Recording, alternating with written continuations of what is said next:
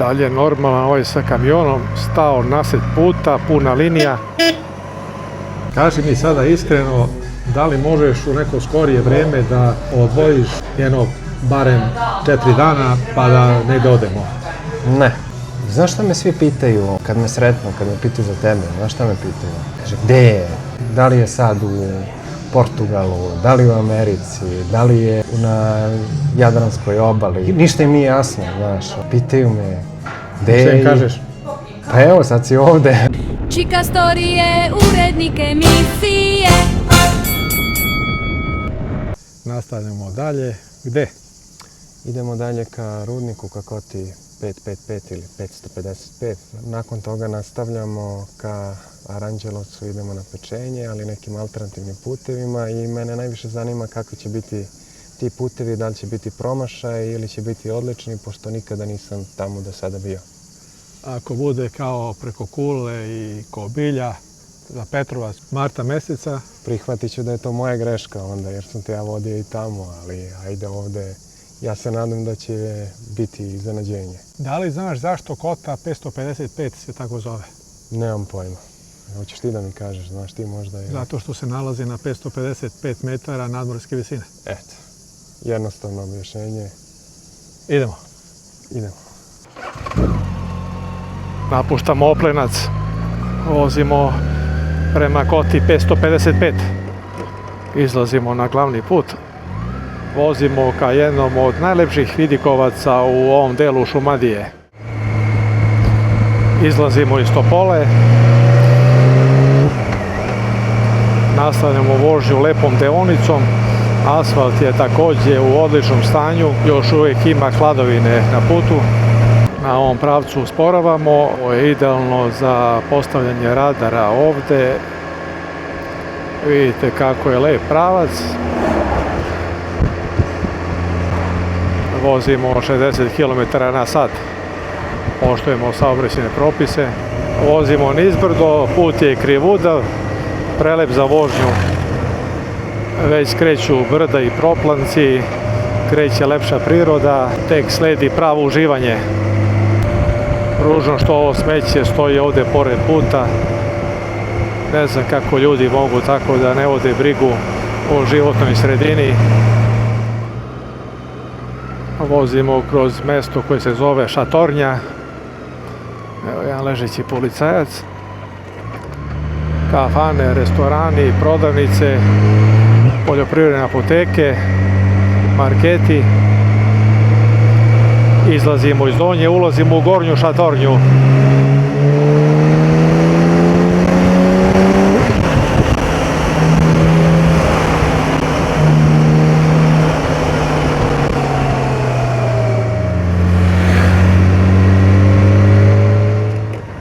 Vozeći kroz ova mesta primećujem da ima ovde privredne delatnosti, trgovine, pre svega marketa i drugih prodavnica, red naselja, pa onda red lepe deonice. Izlazimo iz mesta Jarmenovci. Ne znam samo kuda je ova starija gospođa krenula pešaka ovde ovom magistralom. Gledajte ovo, opet smeće, da li je ovo moguće, da li neko vodi računa o ovome, zar ne postoje kontejneri, ovo stvara ružnu sliku, ako neki stranac prolazi ovim putevima, šta će pomisliti o Srbiji. Moj sin poštuje saobraćajne propise, evo puna linija, vozilo ispred njega, ne želi da ga pretiče, oduvek je bio savestan što se tiče vožnje. Slobodno mogu da kažem da je bolji vozač od mene i kad njemu dam da vozi GTL, to znači da imam više poverenja u njega nego u sebe kao vozača. Malo se zagužvalo na ovoj deonici, putnička vozila, teretna vozila, sve to kvari užitak u vožnji. Ne možemo da vozimo neisprekidanim ritmom.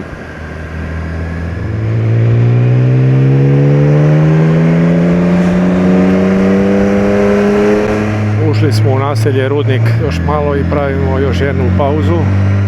Ovdje je malo mirnije, nema puno ni vozila na putu, ni ljudi. Gore na vrhu brda je jedna lepa crkva. Ovakvi pejzaži me podsjećaju na niže alpske predele. Dalje normalan ovaj sa kamionom, stao nasred puta, puna linija. Kota je još malo dole napred. A ti si mislio ovim putem ovdje? Napuštamo mesto Rudnik. Lepi pašnjaci, lepi proplanci, oblaka ima malo, nije skroz vedro, ali nam ne smeta. Gore na vrhu onog brda piše Hollywood. I evo, stižemo na Kotu. Vreme je za prvu kafe pauzu. Kota 555. Stigao je kapućino, šta si ti poručio? Mali espresso. Koja je ocena kapućina? Ocena je 6 minus. Nisi još probao, čekaj. Da, ja to odokativno. Po peni, strukturi pene. Da. Kako ti se čini put do sad? Odličan, to je to. Nisam zadovoljan formom svoje vožnje, dugo nisam vozio. Nisam zadovoljan nekako kad kočim pre krivine, kako kočim u krivini. Kad čovjek vozi stalno, pa je da kažeš u nekom treningu, ali ovako, kad ne voziš dugo i kreneš tako na neku malo zahtevniju deonicu, onda znaš si zamislim, ovdje sam mogu malo kasnije da kočim, ovdje sam trebao malo ranije. Ovdje nisam trebao da kočim. Nisam zadovoljan putanjom kroz krivinu. Vidim da često koristiš kočnicu, vidim ti svetli stop svetlo. Da, sad sam nešto ukočio. Kontrolisao sam malo zadnjom kočnicom. Znaš, kad čovjek ne vozi, pa neko vreme, pa onda ima i neki možda strah i onda vozi ispod... Mislim, ja uvijek vozim ispod nekih svojih limita. Dobro, ti si po vokaciji pažljiv vozač. Da. Ti nisi neko ko će da divlja, ko će da vozi brzo, ko će da vozi pogibeljno. Vjerovatno je to razlog što ne voziš često. Ispadneš iz ritma. I sa neke strane možda je to i do tog BMW-ovog telelever sistema. Mi se čini da sam prethodne motore možda i da nijansu agresivnije vozio. I baš i ti si primetio da sam dosta kočio. To je mora čovjek da vozi. Ti nemaš puno vremena, troje dece, trči tamo, trči ovamo. I sad sam opet u nekom grču da kažeš jurim do 3 sata da stignem, da se vratim, da bi pokupio decu. Još mi ćerka kaže data dođi u 1. Danas će to malo teže da bude. Pored ćerke imaš dvojicu sinova, da li planiraš sa njima kad jednog dana dođe vreme da voziš, odnosno prvo da im kupiš motor, skuter, kao što sam ja učinio sa tobom? Pa ne znam, ti si to nekako olako učinio i za razliku od drugih roditelja, mada ja kada ovako razmišljaš, mislim da je to jedno od najtežih pitanja koje možda postaviš roditelju, da bi detetu kupio motor. Znaš, kad gleda čovjek prema sebi, znaš ono šta, motor ide, voziš pašljivo i to, a drugo je imati nekako poverenje u svoje dete, znaš. Da li će on da bude pažljiv, kako će da bude. S jedne strane, znači, voleo bih da kažem, voleo bih da je i oni krenu tim stopama, ali opet uz neko poštovanje propisa, možda neku obuku, trening bezbedne vožnje, znaš, nisam nigdje išao bez kacige, dobro, ajde ti voziš sa kacigom. Ne, to nisi u pravu. Sećaš se da sam ti skuter kupio nekoliko dana pre tvog 14. rođendana, da si seo da nisi imao kacigu, da nisi imao potvrdu o poznavanju saobraćajnih propisa, odnosno dozvolu za skuter, da skuter nije imao registraciju i ti si seo i vozio si se po gradu i naleteo si na najstrožijeg policajca. Da li se sećaš tog događaja? Sećam se. Opet i to je ostavilo, da kažeš, neki utisak, ali kad pogledaš čija je to greška, da li je to moja greška ili tvoja greška? Čija? Pa moja. Pa tvoja. Da kažeš, ali to su dve situacije koje su me nekako možda i najviše oblikovale, jer kad sam kupio skuter, pomenuo si malo pre, posle 33 km sam zapravo proklizao mi je prednji točak jer sam seo na skuter i mislio sam da su kočnice redosledom kao na biciklu i onda sam prilikom skretanja stisnuo prednju kočnicu gde je bilo malo peskovito, proklizao mi je prednji točak i udario je u bankinu. Sva sreća bila je brzina od 5 na sat, samo mi je skuter ispao iz ruku, ali sam uništio prednju viljušku, iskrivio sam je. 33. kilometar, to se sećam kao da je danas bilo, znači isti dan, krenuo sam kao provozao sam se. Dobro, možda to tako i treba da se desi odmah na početku. Pa možda tako, kao neka škola, jer ajde da kucam u drvo, posle toga nisam ni imao neke padove. Još jednom sam nešto skliznuo sa skutera prilikom kočenja u gradu, drugog imao sam onaj SR. To mi je neko zakočio naglo i ja sam tu isto sa 5 na sat, samo sam oborio sa strane i imao sam još jedan pad isto sa 5 na sat, bile su neki klizavi bekaton kocke na nekom parkingu, isto na to kočenje. Kratko, bila je ona neka tvrda kineska guma i tu sam isto skliznuo sve na levu stranu. Lakše padaš na levo. Da, ajde da ne uretnemo, ali posle toga nisam imao padove, bio sam da kažemo obazriv. Moja sestra je isto tako prošla kada sam joj kupio prvi skuter, krenula je, vozila je i posle par dana ja vidim na laktu oguljotinu. Pitam je šta je, ona me pozvala u sobu da ne čuje majka i kaže pala sam, gde si pala? Pa preko tramvajske šine, bilo klizalo. Isto, znači, između 30. i 35. pređenog kilometra na skuteru. To ste mi prećutali, to nisam znao. Nisam znao, evo prvi put sad to čujem. Da, ona isto je htjela da sakri od mene, ali sam ja video po deroti. Dobro, mislim da kod tih malih skutera posebno se lakše pada, jer su mali točkovi, to sklizne. Evo i ona isto pala, znači, posle 30-ak pređenih kilometara, evo, voze već 3, 4, 5 godina, ne znam ja koliko, bez nekih padova, bez nekih neprijatnih situacija ili saobraćajnih nezgoda. Mi smo nekih 5 sezona vozili zajedno po Evropi, od tvoje 18. do 23. godine, tako? Tako. Ti si posle prestao da voziš, oženio si se, zaposlio si se, došla su deca, ja sam nastavio sam, što činim i dan danas. Sjećaš li se nekog trenutka koji ti je ostao u sećanju sa tih putovanja? Sjećaš se kad smo išli, ja mislim da je bilo od Cortine d'Ampezzo, tako kaže, do Trsta. Imali smo 900 km u jednom danu, ja mislim. Ne, to nije bila Cortina d'Ampezzo, to je bila negde Francuska.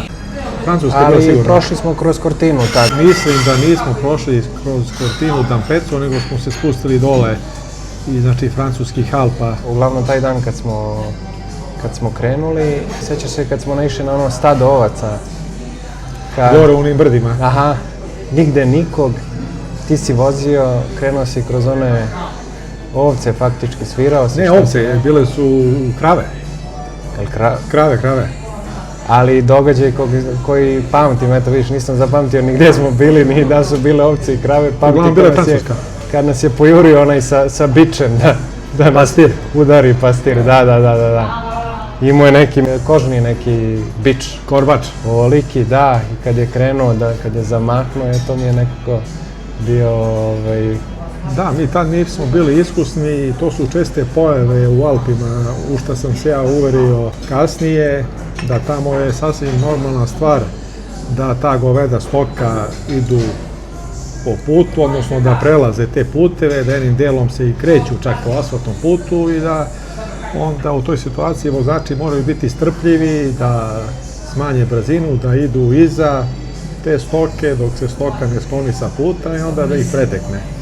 Posle toga nas, ja mislim, prala kiša 800 km, sigurno. Da, to je baš bilo lepo, meni je to ostalo u sećanju, ta vožnja kao jedna od lepših vožnji, tačno eto i ti se toga sećaš. Bilo je leto, sredina jula, temperatura je bila prethodnih dana 35, 6, 40 stepeni, padala je jaka kiša, mi smo na vreme obukli kišnu opremu, vozili smo i meni je bilo vrlo prijatno i vozili smo solidnim tempom čak u toj kiši i kad sam stigao u Trst ja sam glasno prokomentarisao da je meni bilo lepše da vozim po kiši, po pljusku, nego da vozim po 38, 39, 40 stepeni. Da. Nismo bili mokri posle te vožnje. Ne. Nismo bili uopšte, iako nismo imali ni neku, ja mislim, Nismo imali kvalitetnu opremu. kišnu opremu. Ja mislim da smo imali neke obične kabanice koje nisu čak bile ni moto kabanice, da smo nešto uzeli u metrou. Ali smo se lepo spasli, lepo nam je bilo. Da. Bilo je onako da kažeš vožnja, evo ja sam promašio mesto kroz koje smo prolazili, ali ne znam zašto, koje mi je onda mesto u glavi, gde smo tad prolazili? Smo prolazili kroz neki centar skijaški tamo. To su bili francuski skijaški centri, dok je Cortina d'Ampezzo u italijanskim Alpima. A se sjećaš kad nam je na Mont Blancu, kad smo vidjeli da nam je, to jest u Chamonixu smo bili, tako. Stali smo da se slikamo kod table i ja sam krenuo da te slikam i vidim guma se presijava. Žice. Ono, stara žica od gume, da. A bilo je, ja mislim, Bila je subota. 15 sati. Da. 3 sata popodne. I onda smo se vratili nekih 70 km do nekog mesta, išli smo bukvalno na slepama. Da, ti si se lepo snašao, to je bilo 2014-15. Tada Viber nije postao, Whatsapp nije postao, čak i internet preko telefona je nešto bio primitivan, koliko se ja sećam. Ti si se snašao, nije bilo nekog interneta tada, ali ti si se tu nekako snašao, našao si najbliži motoshop. Nismo ni znali da imaju servis. Našao si najbliži motoshop preko telefona, odnosno na Google mapama. Bilo nam je daleko da se vratimo u smeštaj, jer nismo znali šta da radimo, guma više nije bila za vožnju. Otišli smo do motoshopa, vrlo brzo smo stigli. A se sjećaš kad smo došli? Sećam se, da, bila je subota, to je bilo već 16 sati i mi prilazimo tom motoshopu kad ispred, kao fatamorgana, kao u pustinji kad nailaziš na izvor pijaće vode, brdo guma. I mi ulazimo i ti pitaš ili imate gume, kaže ima, čekaj da vidim. Kaže, onda problem, kaže, kakav problem? Ja sam mislio da kaže, dođite u četvrtak, pošto je bila subota. Ja sam ga pitao da li možete da nam sad promenite, da li možete da nam promenite. On je rekao čekaj da vidim. Ja sam mislio četvrtak. Ja rekao molim vas, tu smo, na putu smo, smeštaj nam je daleko, ako može, ne, kao da vidim da li mogu da vas primim sad odmah ili za 15 minuta. Jer neko vozilo, odnosno neki motor je bio već u pogonu. Ali uglavnom ja mislim da su nas odmah posle toga... Ne, odmah su primili, kaže ostavite motor ispred, nek bude tu, daj ti samo ključeve. Mi smo napravili jedan krug kroz motoshop, ja sam vidio kad smo mi krenuli da pravimo krug kroz motoshop da je taj već radnik uzeo motor i da ga je odvezao iza, jer je ulaz u servis iza. I mi smo napravili krug po motoshopu, gledali neku robu. Kad sam se vratio tu isto kod kase, pogledam napolju, kaže, gled, jedan isti motor ko moj, kaže, šta je sad ovo neko drugi došao. Međutim, već je bilo gotovo. To je već bilo gotovo, znači guma je... Kad smo izašli, ja sam tek tad vidio da na vratima negde pisalo da imaju akciju zamena gume 19 evra za 19 minuta. I stvarno bilo je, ja mislim, 19 evra je bila zamena gume i guma je bila oko 130 evra. To je cena kao i u Srbiji. Bilo je jeftinije nego u Srbiji. Da. I onda mi se vratimo posle nekoliko dana u Srbiju, šta se dešava sa prednjom gumom? Pa isto nam je prednja guma nam je bila izlizana i ja rekao da zamenimo gumu, zovem neki vulkanizerski servis koji radi zamenu guma za motore. U Beogradu? Da, u Beogradu. I pitam, dobar dan, da li mogu da dođem da zamenim gume? Kaže, može. Kad mogu da dođem? Pa ajde, dođi odmah, znaš. Ja odem tamo, 2 radnika me dočekaju na nož. Ko ti rekao da dođeš? Gde si sad baš našao? Da, ja imam ovaj auto, ja ne mogu, moram sad da skinem deo sa, ne znam, mašine, da stavim drugi, ko ti rekao? Dok se oni dogovorili međusobno njih trojica, dok je na kraju došao treći i rekao, ja sam mu rekao, dobro, ajde, pošto ti je on rekao, kao, onda dođi, ali dođi za 3-4 sata. I to se sećam, došao sam posle, 3-4 sata i bilo je, ja mislim, ako tamo smo platili 19 evra, ovde je bila zamena 3000 dinara, tako nešto. Znači, bilo je i skuplje, i duže, i komplikovanije, i neprijatnije.